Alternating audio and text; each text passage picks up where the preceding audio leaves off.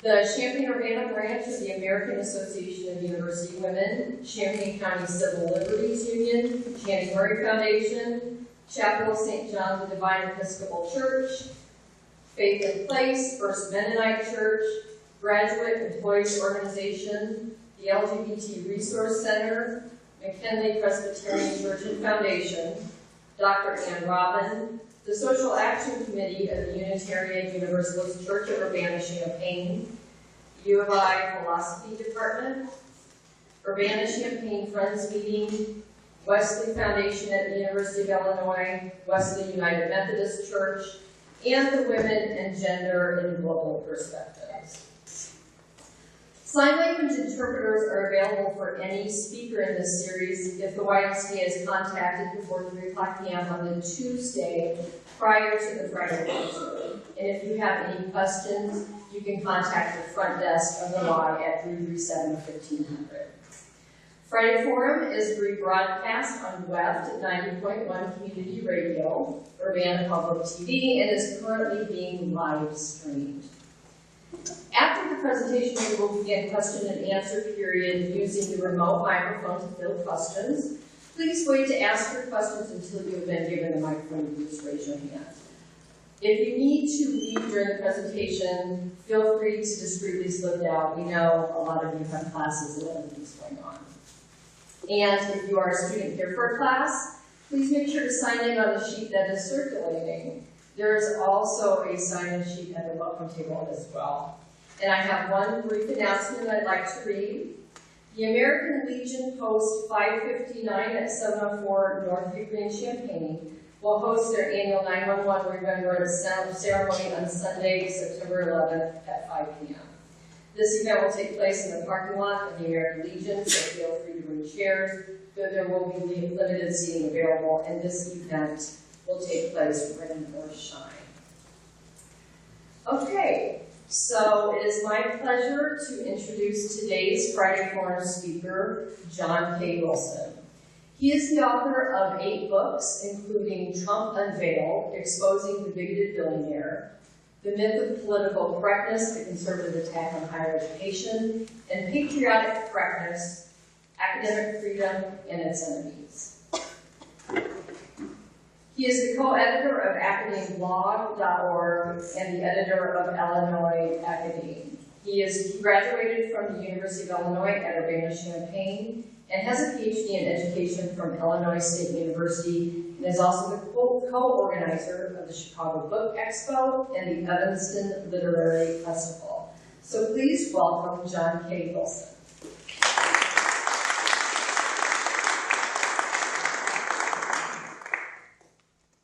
Thank you for that. Can you all hear me well? I'm very glad to be here. It was 25 years ago when I was a senior here at the University of Illinois, attending Friday Forums in this room, that I started writing my first book, The Myth of Political Correctness. And 25 years later, I think a lot of my analysis in that book is still correct, and perhaps more important than ever. And the debate about higher education, about political correctness, is back in the headlines, and it's even now part of the presidential campaign. Because really the only thing that Donald Trump's supporters and critics can agree on, I believe, is that he is the candidate of political incorrectness. And let me try to define for a minute what political correctness is and what I mean by the myth of it. Political correctness is really a term that starts in the 1960s. It's often traced back to Maoists who use it in a literal sense of thinking correctly and having the correct politics. And around that time in the late 60s, leftists, who felt criticized by other leftists, would often use it in a mocking or ironic way, a way of criticizing holier-than-thou leftists by calling them politically correct. And in the 1980s, the late 1980s, it got picked up on again by liberal and conservative critics of the left on campus as a way to mock extremists. And so the meaning of political correctness has sort of evolved in that sense. A literal meaning to an ironic meaning to now a term that's used to denounce other people. And of course, nobody goes around today saying, I'm politically correct. It's only really used as an insult. And it gets used in many ways, not just to attack censorship, but a whole host of other issues like diversity on campus, speech codes, inclusive language, affirmative action. These are all sort of what falls under political correctness.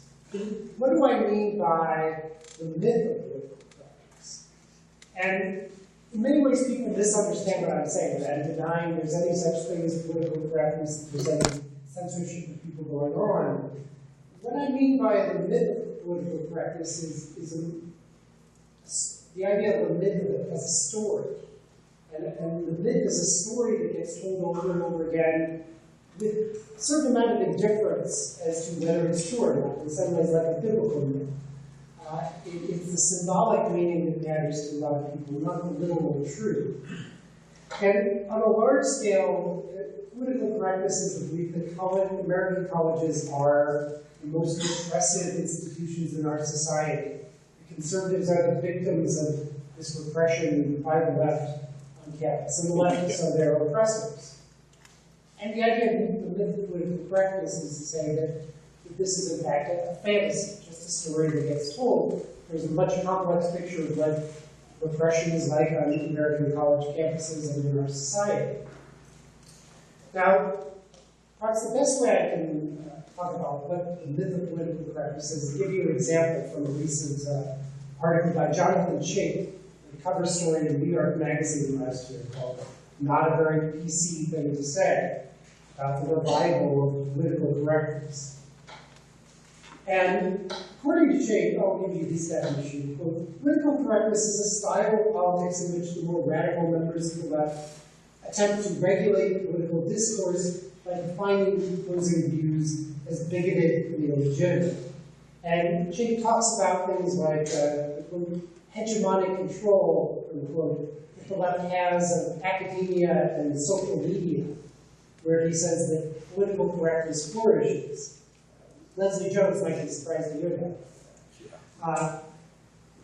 I think I can explain some of the myth of political correctness by mentioning one example Chait offers, where he talks about this case. Quote, a theater group at Mount Holyoke College recently announced that we no longer put on the vagina monologues, in part because the material excludes women without vaginas. And now, this is an example that's come up many times in the right-wing attacks on political correctness, how appalling it is that you have this left-wing college getting rid of this claim because it's not left-wing.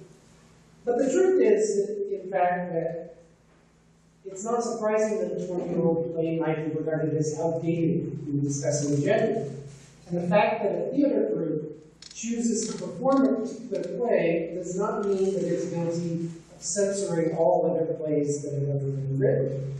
And it's not an act of repression for a theater group to decide to write its own play and perform it, rather than repeating the same old play that was done. And it's worth noting that not only after this group announced this, another student group there decided to put on a production of the vagina monologues themselves. But what's most remarkable about this anecdote of political correctness that Chait offers is that it somehow ignores the fact that the vagina monologues is the most frequently banned play in America. But the cause isn't the PC police, it's a right-wing organization named the Cardinal Newman Society, which goes after Catholic colleges that allow this play to be performed and tries to convince them to ban it. It has been very successful. It takes credit for reducing the number of performances of vagina monologues at Catholic colleges from 32 in 2003 to only 10 in 2014. And so it's quite likely this play has been banned from college campuses hundreds of times over the past couple of decades due to the influence of this right-wing group.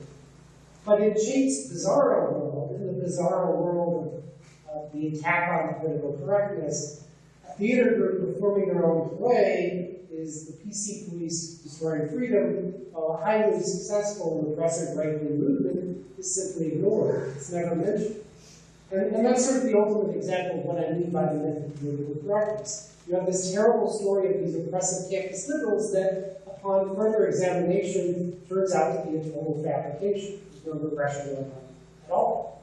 Yet at the same time, you have this massive right-wing repression going on in college campuses of this very same play, and it never gets mentioned at all in these stories. It's completely ignored, because it's not part of the media's PC narrative.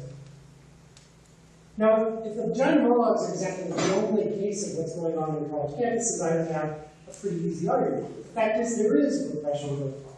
There are leftists who would censor things, to my chagrin and to my dismay.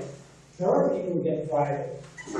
Whether it's political correctness or conservative correctness, it is quite real on a case-by-case basis.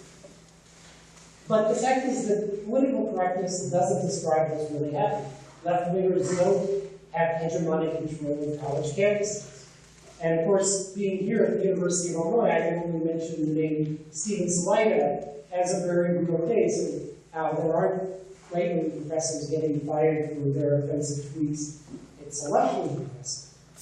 And it's that conservative correctness, that power to repress, that is very common on college campuses across the country.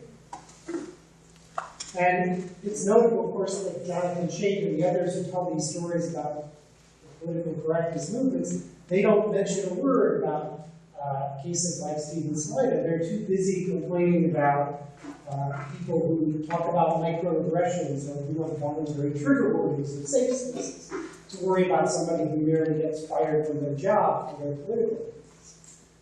And that, to me, is kind of the hypocrisy of the left, the hypocrisy of this kind of war on political correctness. And political correctness and attacking political correctness has been a very successful strategy and a very successful marketing tool, even. There's not one company out there that promotes, quote, politically incorrect products for the firearm industry. So if you want a deeper target to shoot Bernie Sanders, Barack Obama, Hillary Clinton, or the Prophet Muhammad, who comes with an optional crotch shot to target, you can buy these, depending on how much you hate Muslims or crotches or whatever. And so this is the kind of commerce of political incorrectness. And so we wouldn't be surprised, I don't think, that Donald Trump has seized upon political incorrectness as one of his core tools for marketing himself. And Trump has declared, quote, I think the big problem this country has is being politically correct. And to me, that many people might think that we have a big problem with crime or the economy or stopping terrorism, but being politically correct to Trump is one of these core issues. And Trump turns his political incorrectness really into a tool for excusing all of his outrageous and stupid remarks. That when he insults someone, when he says something that's incredibly bigoted, for many of his supporters, it's not something that makes them think he shouldn't be elected president because he's just being politically incorrect. He's showing that he's a warrior against the establishment. He's fighting against these people who want to suppress politically incorrect speech. And so the fact that he says something, even if it offends them personally, it doesn't matter because it's the fact that it's being offensive. It's one of his primary tools, one of his primary appeals to the public. And as a former KKK leader, David Duke, wrote about Trump, quote, I think he deserves a closer look by those of us who believe the era of political correctness needs to come to an end. So for Trump's white supremacist base, he is the warrior against political correctness. And in many ways, the attacks on political correctness are especially appealing to the straight white male conservative.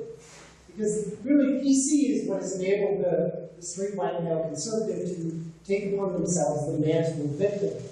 All these people claiming to be oppressed, women, minorities, the poor, they're not really oppressed. It's us white guys who are the victims of oppression from the PC police. And Donald Trump is the embodiment of all that.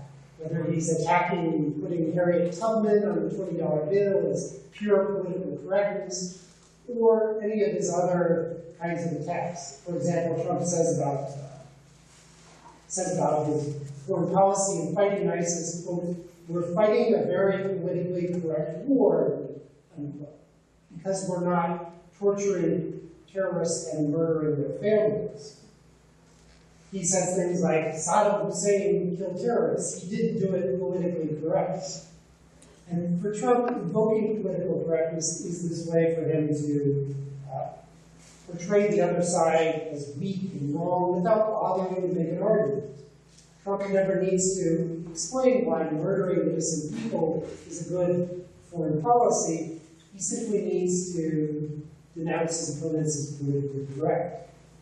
And comedian Bill Maher warned that Donald Trump's popularity was a result of, quote, a backlash to political correctness.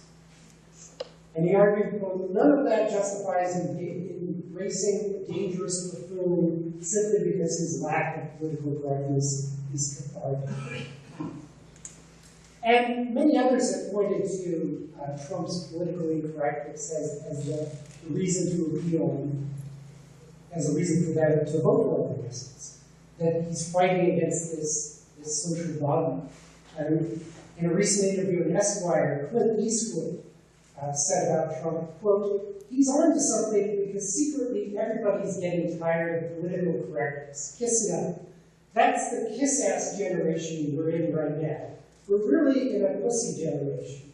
Everybody's walking on eggshells. We see people accused of being racist and all kinds of stuff. When I grew up, those things weren't called racist. So when Clint Eastwood grew up, racist things weren't called racist, and white men really seemed to like it.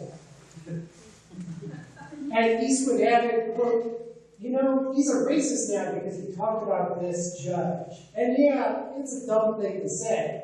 I mean, to predicate your opinion on the fact that the guy was born to Mexican parents or something, he said a lot of dumb things. So have all of them, both sides. But everybody, the press and everybody's going, oh, well, that's racist. And they're making a big hoodoo out of it. Just fucking get over it. It's a sad time in history. And yes, I guess it is a sad time in history when you can't attack someone for having Mexican parents without being called racist.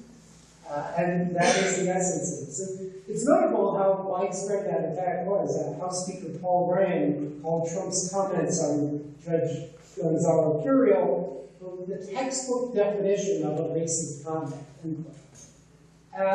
which in fact it is. But Clint Eastwood seems to think that the textbook definition of a racist comment shouldn't be called racist.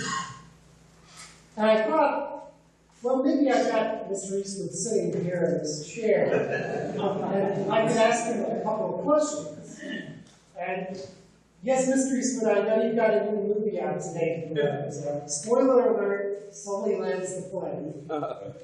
But when I say that Donald Trump is a racist, and Mr. Eastwood here calls me the P word because talking about bigotry makes you sound doubtless and cowardly, you need to be compared to a woman.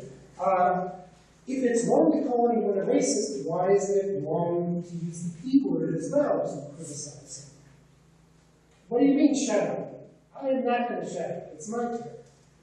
But, Mr. Eastwood, you don't seem to want to answer these questions. But, you know, Mr. Eastwood, Trump called Hillary a bigot and claimed, quote, her policies are bigoted because she knows they're not going to work.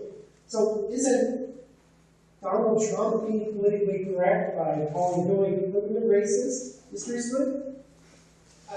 I'm sorry, Mr. Eastwood, I can't do that to myself either.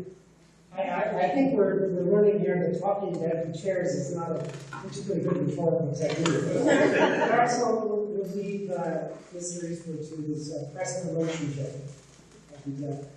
and move on and talk some more about Donald Trump. But I think there's an important difference between Donald Trump just labeling someone a bigot because he thinks their policies won't help black people in his will, and what I define by this. I don't think Donald Trump is a racist because of his pro-rich policies that won't help the majority of black people. I don't think all conservatives are racist or all Republicans are racist. We're having a belief in certain public policies, such as affirmative action, makes you racist. When I call Donald Trump a racist, and I do frequently in my book, it's because there is evidence that he is racist. That he calls Mexicans rapists, and he says laziness is a trait of blacks, that he ran his family company when there's overwhelming evidence of racial discrimination, that he lied about and continues to lie about, that he's a birther, a leader of the birther movement. All of these things, many more that I write about, are the evidence that he's a racist.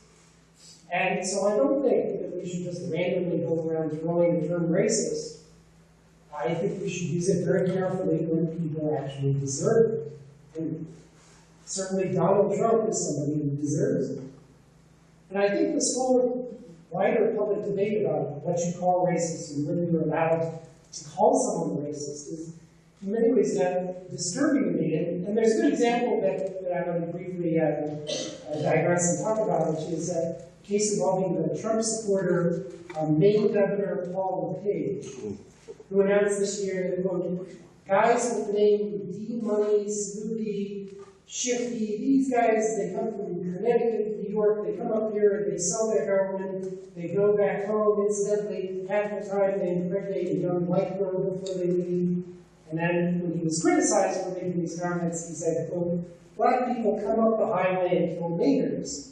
And when a state representative, Drew Patine, suggested that these comments might be racially insensitive, Governor LePage left him a message on his answering machine in which he said, quote, I want you to prove that I'm a racist. I've spent my life helping black people, you little son of a bitch, socialist cocksucker. End quote. And then LePage told reporters that he wished there was still dueling so that he could shoot Patine in the face. And what's fascinating to me about this is not just the incredible racism, homophobia, etc. of Governor LePage, but that he justified this reaction in reading this message because, quote, being called racist, quote, is the absolute worst, most vile thing you can call a person. And interestingly, Patine himself denied calling LePage a racist. He said, quote, calling somebody a racist is one of the worst things you could ever call somebody. And it's not something I've ever called anyone. And so we're getting to this point in the so-called politically correct world where people are more afraid to call someone a racist than to actually be a racist. That in this world, Governor LePage thinks it's perfectly acceptable to say all these racist things, but it's beyond the pale for anyone to call him a racist, and even his critics agree. And that to me is part of this kind of war on political correctness, that this idea to try and suppress people, to stop people from talking about racism and sexism and homophobia and all of these other issues.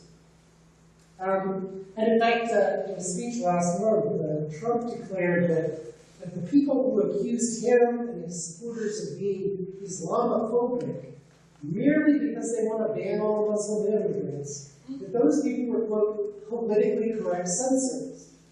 And so you have now this idea that if you merely call someone for what they are, you are engaging in censorship of them because you're being critical. And to me, this is what not just the myth of political correctness, but then the war on political correctness leads us to. And I want to talk briefly, before I add a little bit about Trump's policies and where political correctness guides these kind of policies, both on higher education and on free speech. And on higher education, we know very little about what Donald Trump thinks. He has very few kinds of specific policies, but there is a broader, what I call a conservative attack on higher education that is growing among Republicans. And the reason why I think Republicans increasingly tend to hate universities is the same reason why they dislike laws that make it easier for people to vote, because it harms them politically. Increasingly they see, the Republican Party sees higher education as the enemy, as an enemy to be defeated. There was a CNN poll this week that found that white college graduates voted Clinton over Trump 49 to 35, while non-college graduates who are white support Trump over Clinton 66 to 23. So that's a 57-point gap between college-educated people and non-college educated people, which is incredible. It's unprecedented as far as I know in American history. That there is this amazing gap between being political views, being college-educated and non-college educated. And perhaps it's because colleges tend to educate people about things such as racism, sexism, global warming, structural inequality, all the things that Republicans like Trump pretend do not exist, or believe do not exist. And that has created this core difference in America between the educated and, as Trump says, I love the poorly educated. And why wouldn't he love the poorly educated? They vote for him. And that's the most important thing to Donald Trump. So I think the war on political correctness has formed this conservative war on higher education, where political correctness is literally politically incorrect. That is, there is a political party that objects to these people talking about racism and sexism and all these other issues. And in fact, the Republican platform this year declared, quote, "In state schools, the trustees have a responsibility to the taxpayers to ensure their enormous investment is not abused for political indoctrination." And so that's quite likely one angle that a Trump presidency would take on higher education, to suppress political speech, to try and do something to counteract the politically correct people who are allowed to speak on college campuses. There are other policies that Trump is likely to do, whether it be cutting back on student aid, because Republicans think that student aid correctly allows more people to attend college. Since they do not want more people to attend college, they see this as a threat to their political future, as well as being a waste of money. It's a kind of funding the politically correct warriors on college campuses who are constantly attacking them. Trump will certainly adopt the Republican position of giving money to the banks by eliminating direct lending and student loans, but I think he's also quite likely to make student loans one of the few areas that he's going to cut back. I think he's also very likely to pursue sort of the Republican dream of alternative education, of doing online for-profit colleges, which is what Trump University was all about. And many people don't realize that before Trump University was a fraud, it was a delusion. And Donald Trump actually had the delusion that he could create this online university in his name to teach this pragmatic education. And he spent several $1 million pursuing this dream of a real alternative to higher education, not having any understanding of accreditation or higher education or online learning or anything. And then, of course, when he spent $3 million with no results, he realized that this was a stupid idea, which I could have told him at the beginning.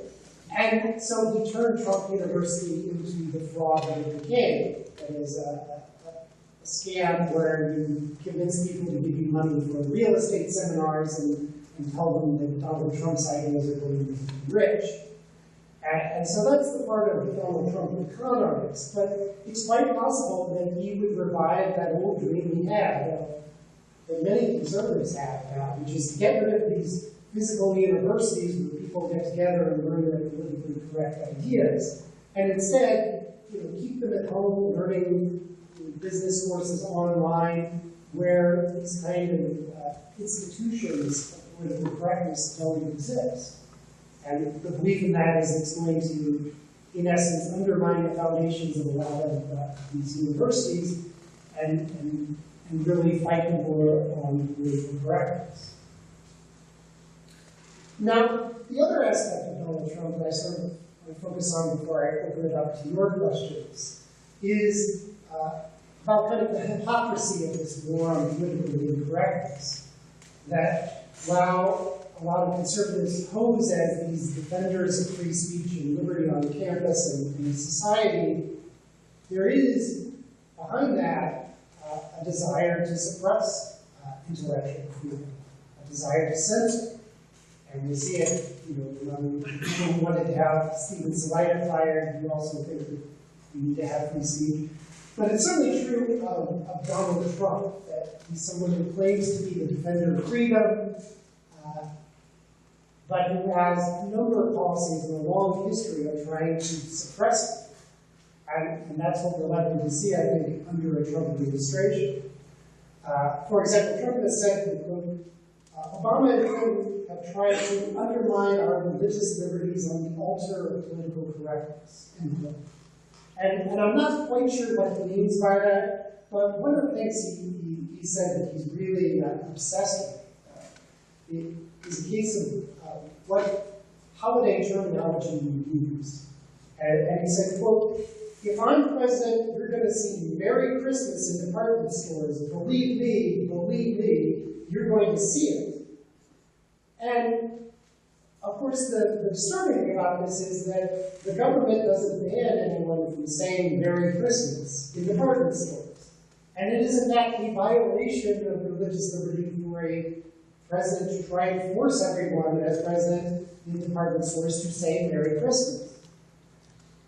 And Trump's views on religious liberty, which he proclaims as this #1 value he has, in fact reveals someone who doesn't care a lot about other people's religious liberty or other people's freedom of speech.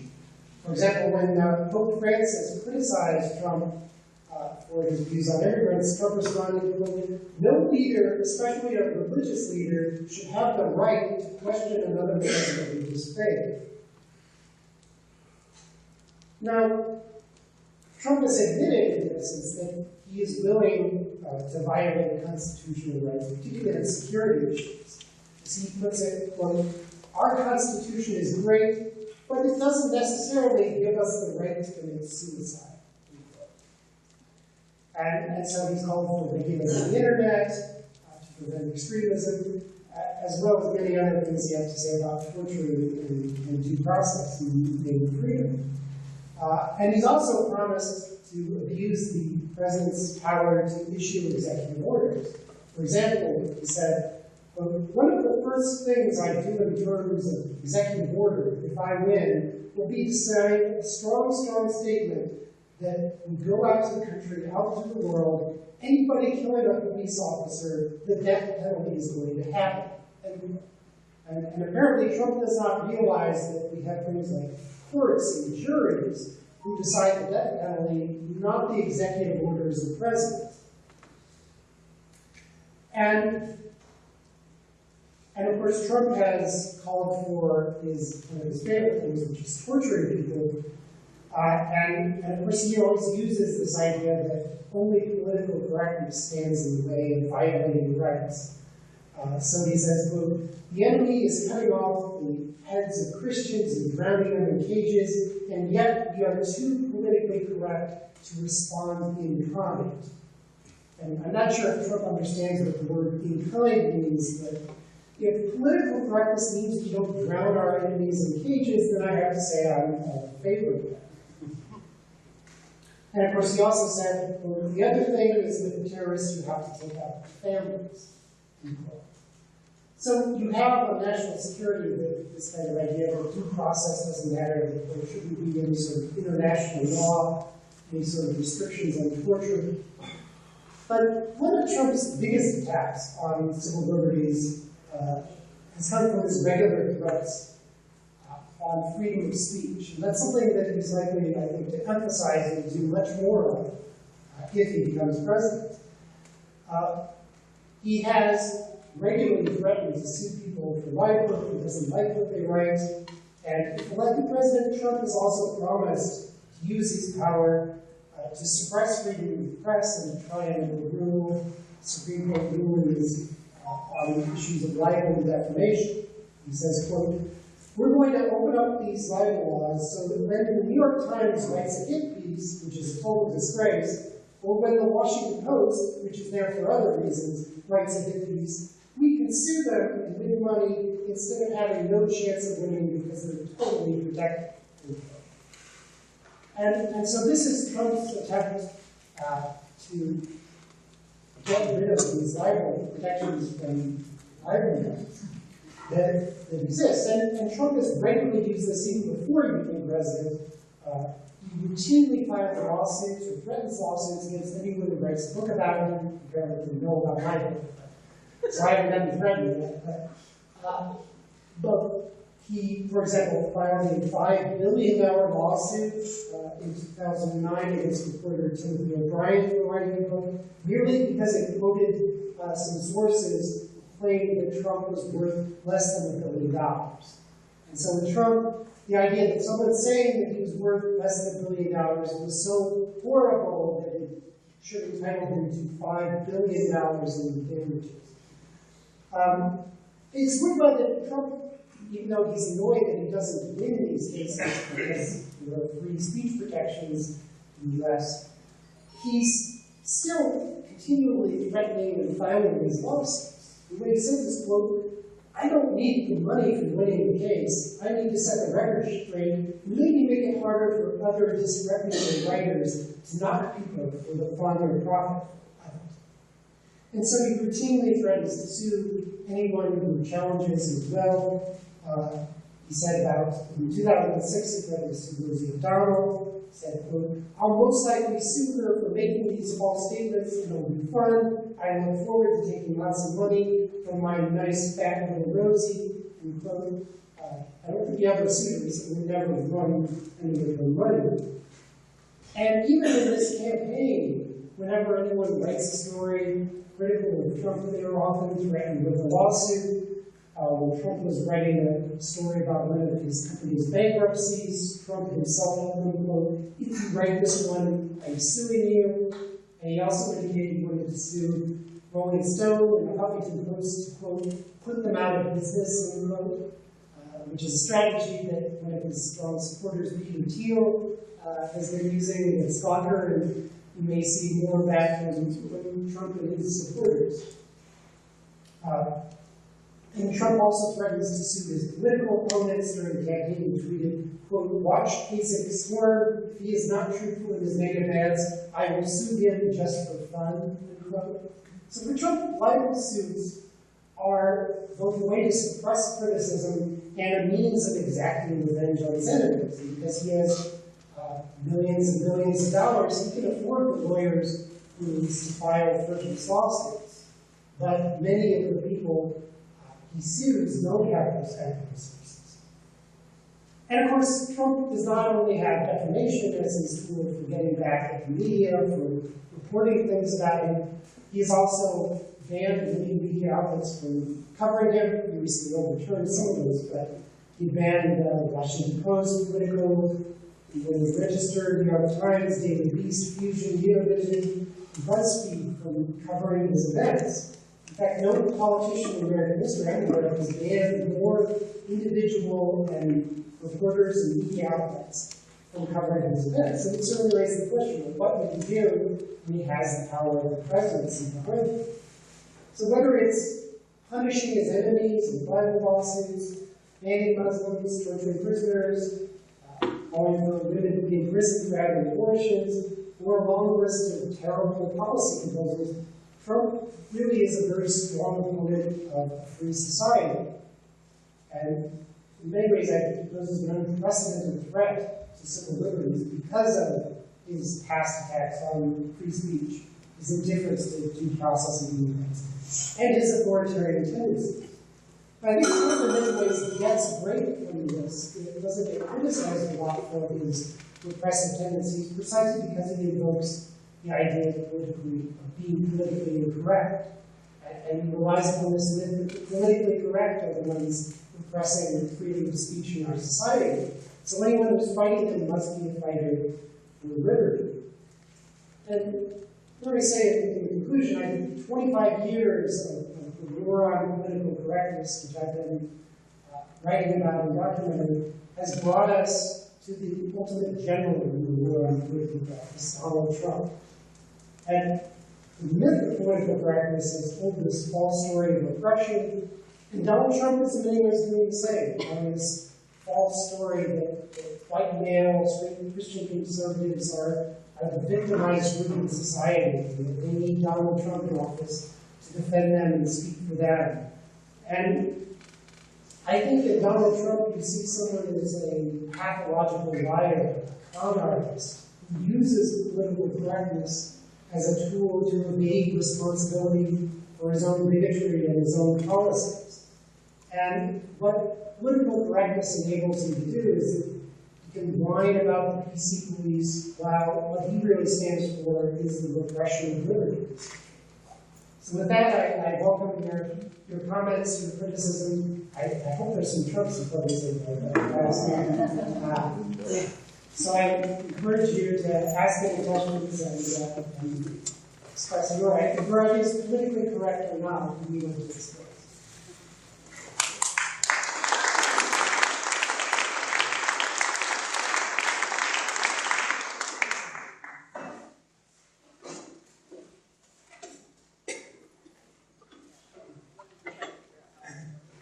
You can raise your hand, and there's something you have to do for class, but raise your hand and let the mic working. We'll get it to you in a moment.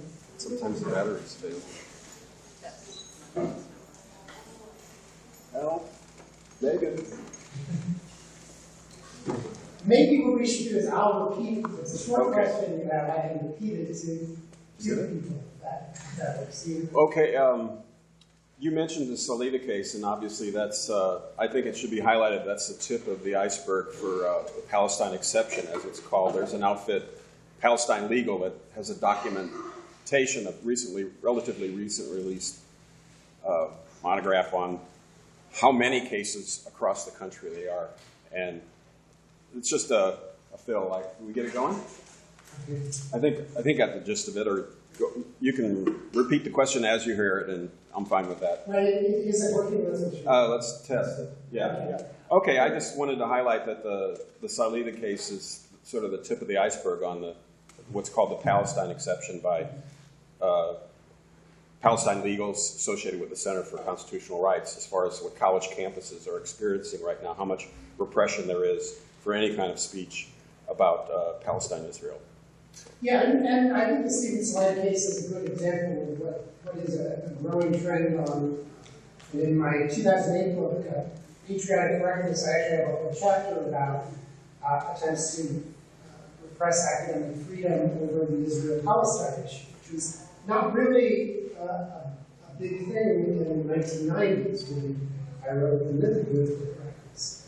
And it shows how you have these trends and these changes. So, and really, Palestine Israel has become a big area of vulnerability. It's one of the most dangerous things you can do if you're a professor or a student is to talk about Israel and Palestine, particularly critical ways about Israel. There are also cases on the other side. There are some critics of Palestinians who get censored on occasion, but I think overwhelmingly, much like other issues, most of the bulk of the repression that goes on is against people who are criticizing Israel. And you see that in attempts to suppress the boycott, I guess, sanction movement, BDS, on college campuses, that there is this overwhelming belief in that professors should not be talking about these political issues. And even in the case of Stephen Salida, I think it's worth talking for a moment about the whole idea of safe spaces, which are called sort of this politically correct ideology, is the trend of the day for what's seen as a danger. And it was very interesting when the Board of Trustees fired Stephen Salida. One of the reasons why they justified doing it was to protect the safety of Jewish students, to make them feel safe in their classrooms, so that they wouldn't have to feel like there's a critic of Israel or someone they think is anti-Semitic on teaching their class. And so this idea that safe spaces are an invention of the left, I don't think that's actually true. You see a lot of the right, starting with the era of McCarthyism, where we needed to keep campuses safe from the communists. You have the establishment that attempts to close safe spaces by repressing political speech. And that's what the Republican platform stands for. Is they want to provide this safe space on campus where there's not political indoctrination. Their left-wing professors are talking about politics.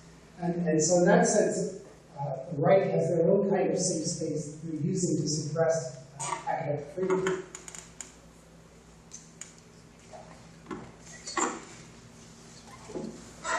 Any other questions? I hope I said something controversial, right? No Donald supporters.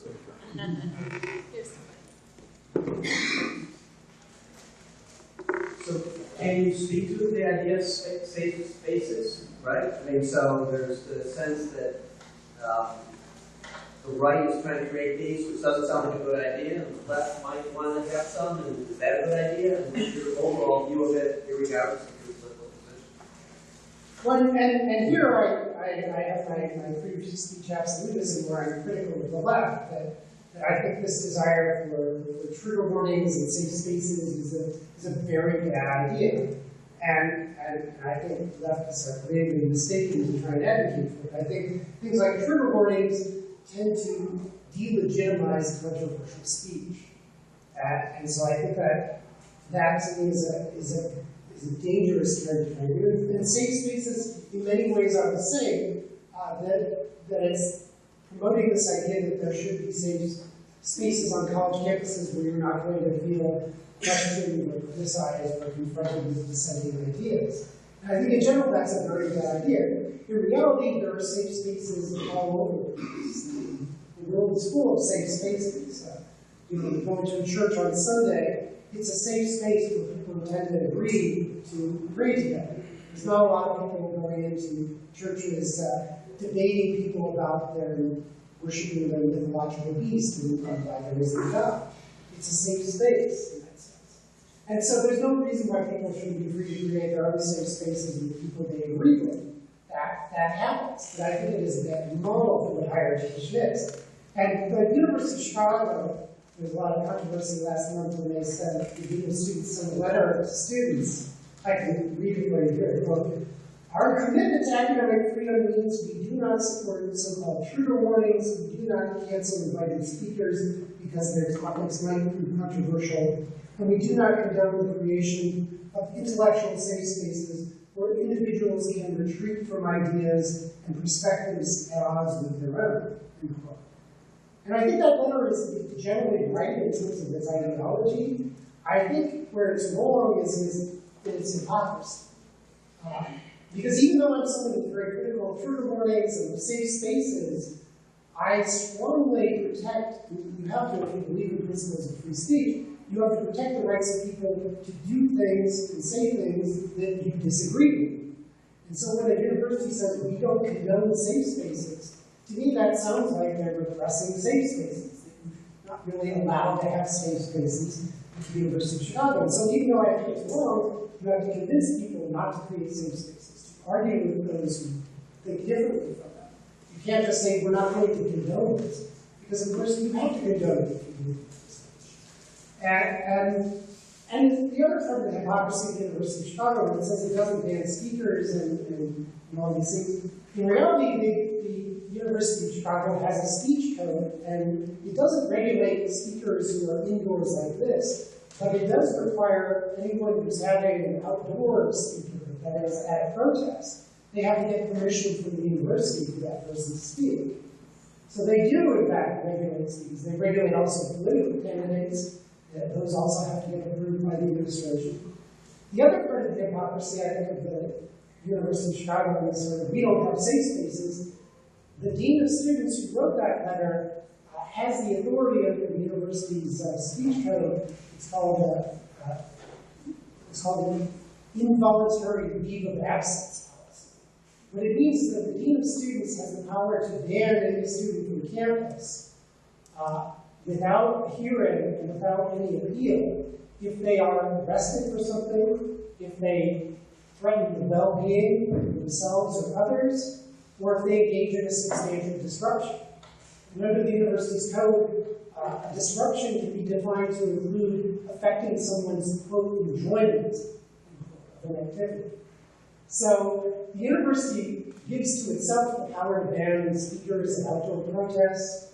It gives to itself the power to throw people out of its college if they affect someone's employment of an activity, and yet it has this proclamation that, well, we need to protect free speech. And I agree with them that they do need to protect free speech, but what they need to do is change their speech codes and change their practices so that they actually protect free speech for everyone, including protesters, including people who want safe spaces, including professors who want to give trigger warnings. Those are all part of what freedom of expression is.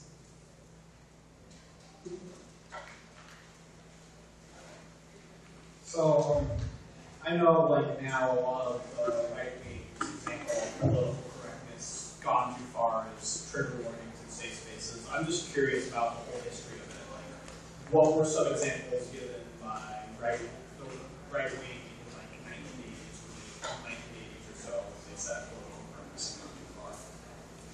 Well, they're both, in that what was happening in the 1980s, there were both examples of cases of real suppression in Iran, as well as cases that I sort of line up as part of the myth of political correctness. And so, for example, there was a professor at Harvard, Stephen Bergstrom. This was one of the well-known cases of, that was described about the myth of political correctness, where he was teaching a class and he was accused of racism by some of his students because of his choice of readings and that, and publicly criticized for that. What happened was that he eventually decided to stop teaching the class, and this was used as a case of here's political correctness for love. But the truth is that the students never asked for the class to be banned or for any academic freedom to be suppressed. They were simply criticizing what they thought the professor was saying, and they wanted the right to criticize it. And this was taken to be a terrible example. Here's a case, I'll read you what the opening of a story in New York Magazine in 1991 about this case. Racist, racist, the man is a racist, a racist. Such denunciations hissed in terms of self-righteousness and contempt, vengeful and vicious, furious, smoking with hatred. Such denunciations haunted Stephen Bergstrom for weeks. And it turns out that all these hissing and smoking words were never spoken. Bergstrom himself said that nothing like that ever happened. That it was simply students criticizing him for saying that Jim Crow laws were beneficial and reading aloud from plantation owner journals and not reading slave narratives. So all of this, I think, is about the question of oversensitivity, that to people who talk about political correctness, too many students are, in fact, oversensitive about racism and sexism, including all these other things. And I think the bigger problem is that too many people are oversensitive about criticism of racism, sexism. That this is part of intellectual debate, that people get criticized about these things, that talking about racism is not an act of suppression. That in fact it's a way of opening up the conversation. And I think we need to talk about it. Yes, some accusations of racism and so on are stupid and unfair, but that doesn't mean at all. It doesn't mean that we should remove that from the topic of conversation, as people like Mr. Eastwood would like to have us do. Any other questions?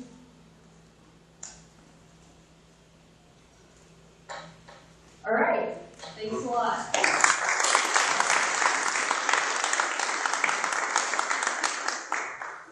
Thanks everybody for coming. Make sure you take the postcard and check out what next series is going to be. Come some more. This is coming. And I do have copies of my book that they must buy. My books. You're welcome to.